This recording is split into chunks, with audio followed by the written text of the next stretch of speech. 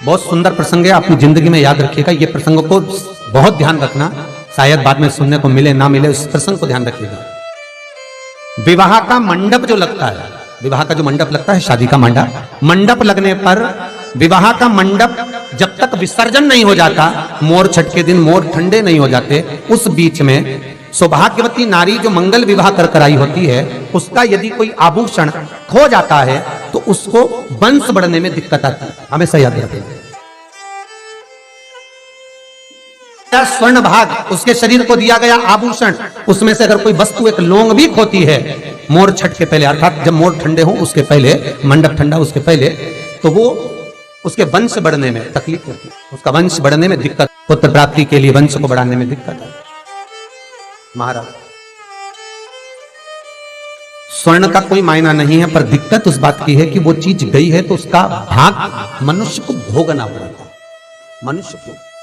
इसलिए बहुत सावधानी हर चीज में। हम तो यहां तक कहते हैं, पूजन भी कर रहे हो, पाठ भी कर रहे हो, अर्चना भी कर रहे हो, भगवान की सेवा भी कर रहे हो, तो उसमें भी सावधानी रखें, उसमें भी सावधानी रखना। आपको लग रहा है कि बहुत तेज हवा चल रही है, बहुत तेज वायु चल रही है और मैं जो दिया लगाऊंगी वो ठंडा हो जाएगा, मत लगा।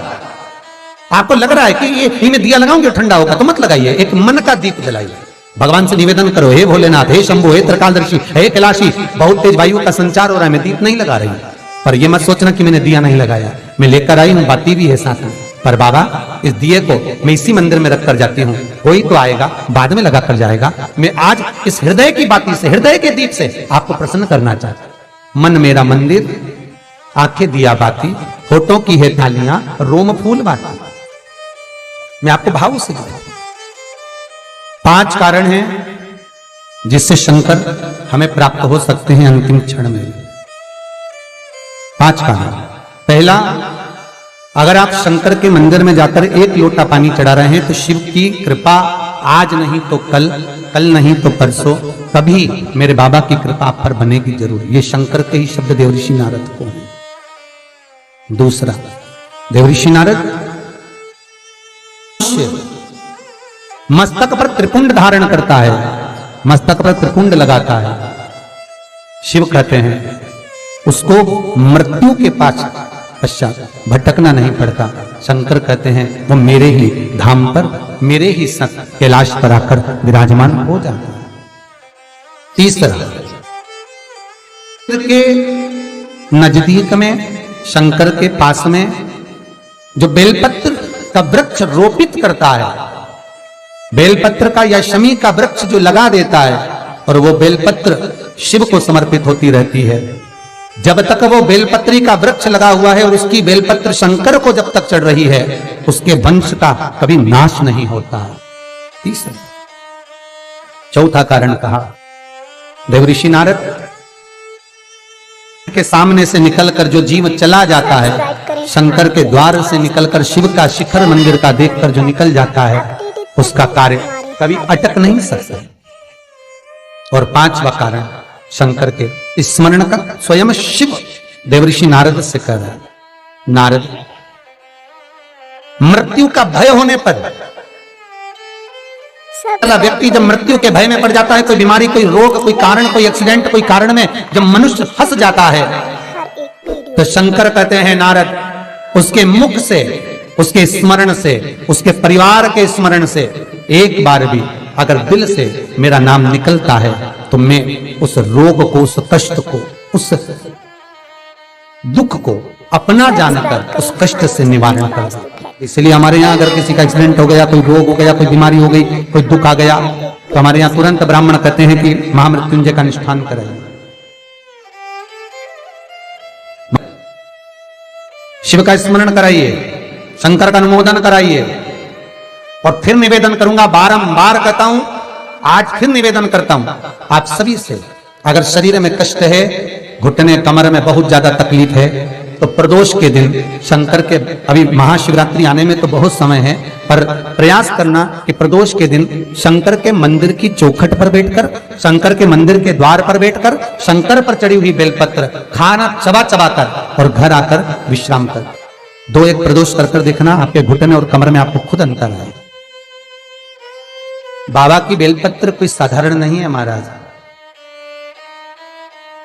वो कहते क्या गुण है महाराज, ऐसा कोई रोग, ऐसी कोई बीमारी, ऐसा कोई क्षण, ऐसी कोई तकलीफ जिसको वो बेलपत्र ठीक ना करे। भगवान सुख का भान अपने आप करा देता। जब माता पार्वती जी के साथ में भगवान शंकर का हिमालय राज की नगरी में जब मंगल विवाह होता है, पार्वती मैया भगवान शंकर को पाने के लिए अपनी सखियों के साथ गुफा में प्रवेश कर शिवलिंग का पूजन करती है, जैसे हरतालिका तीज का पूजन माताएं करती हैं, पूजन करती हैं।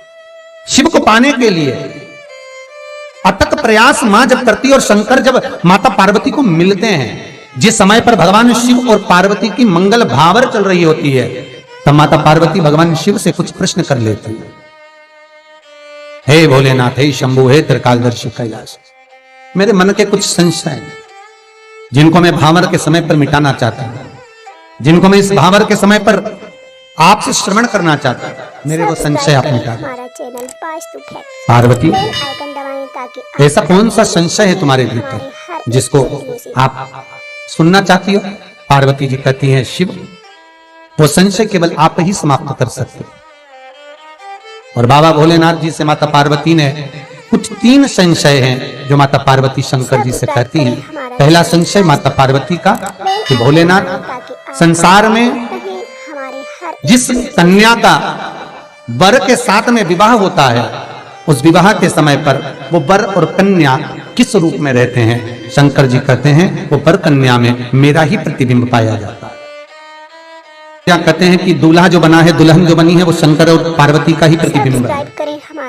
इसलिए उनसे कहा जाता है, तुम इतने दिन कोई काम ना करिए, आराम करिए, भगवत भजन धारण करिए, हल्दी लग गई है तो ये कार्य ना करिए, वो शिव का ही प्रतिबिंब है।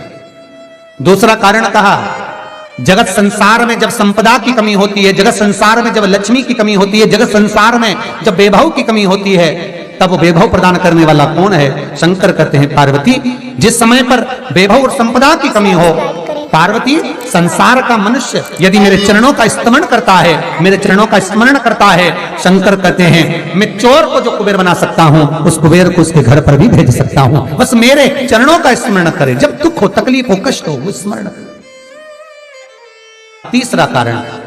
तीसरा कारण कहा महाराज, जगत मिथ्या संसार से जब जीव जाए तो उसको आपकी शरणागति किस भाव से मिले? तो कहा, पार्वती, केवल मेरे नाम का मंत्र उच्चारण ही मुझे प्राप्त करा देता है। ऐसे 3 संशय पार्वती जी के मंगल विवाह पर हुए हैं।